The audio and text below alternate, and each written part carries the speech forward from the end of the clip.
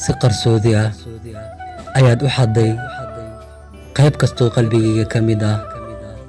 kelmaddu waan ku jeclahay markaad idhaahday ma aqaano wax igu dhacay. jacaylkaaga la'aantiisa waan lunsanaa. waxaan dareemay eray walbo aad idhaahday inuu run ahaa. jacaylkaaga waa wax ugu macaan ee noloshayda soo maray inta aan noolaa. waan jeclahay wax walboo dhankaaga ka yimaada. haddii aan si kasto isku dagaalno waxaa kuu baahan naftayda oo aad daawo iyo dugsi u tahay. wax walba waxaa ka weyn waxa dhexdayna yaala. ma ogtahay maalintii aan kulannay inay ii ahayd bishaaro oo aan ebedkay ilaabi doonin.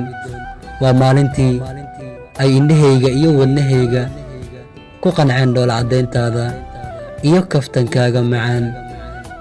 waa maalintii ay gacantayda ka baxday xakamaynta naftayda. mar walba waan indhaha isku xidho waxaan xasuustaa waa xasuustaada.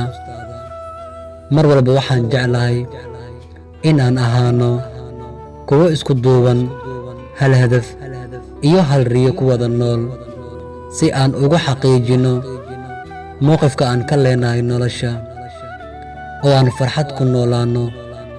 meesha aan ka fikirayo maahan maanta iyo beri, ee waa in aan wada noolaanaa ilaa aan ka dhimanno.